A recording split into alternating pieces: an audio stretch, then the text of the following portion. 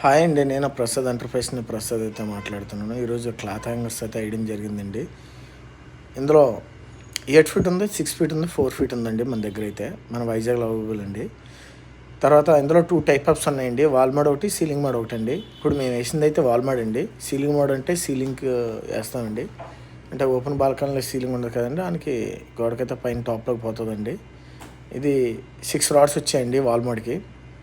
ఇది తగరపల్స్ దగ్గర వేసామండి. మన వైజాగ్ దగ్గర తగరపల్స్ ఉంది కదండి. తగరపల్స్లో అయితే వేయడం అయితే జరిగింది.